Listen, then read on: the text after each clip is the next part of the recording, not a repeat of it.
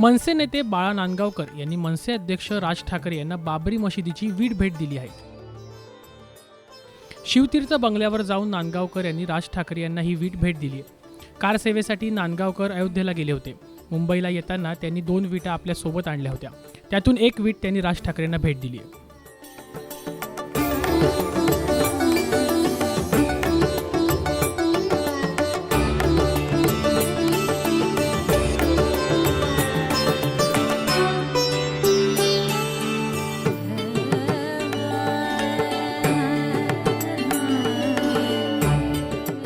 ज्यावेळेला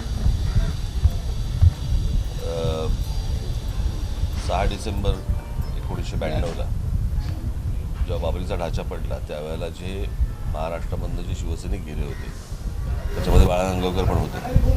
आणि तो ढाचा जेव्हा पडला, त्या ढाचा पडल्यानंतर तिथे ज्या विटा होत्या त्यातली ही एक वीट त्यावेळेला बाळा नांदगावकर घेऊन आले होते. त्यांच्याकडे खरं तर 2 विटा होत्या. एक आहे त्यांच्याकडे घरी, ही दुसरी वीट आहे.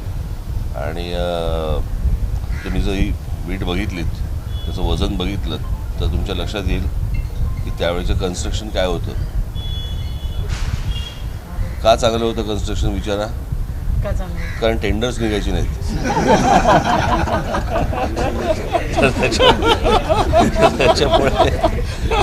त्याच्यामुळे तुमच्या हातामध्ये मी देतो, तुम्ही ह्याचं वजन करून बघा, बरं का. पण आज जर आता बाळा नांदगावकरांनी जी तुम्हाला दिलेली आहे तो एक ऐतिहासिक दिवस होता. आज काय वाटतंय तुम्हाला? आज खरं तर ते त्यांना बाळासाहेब ठाकरेंना द्यायचं होतं, ते आज नाही आहेत, त्यामुळे ते तुमच्याकडे घेत आहेत. काय वाटलं आज तुम्हाला जेव्हा त्यांनी हे दिलं तुमच्या हातात, ही वीट दिल्यावर? नाही, हा तर ढाचा पाडल्याचा पुरावा आहे.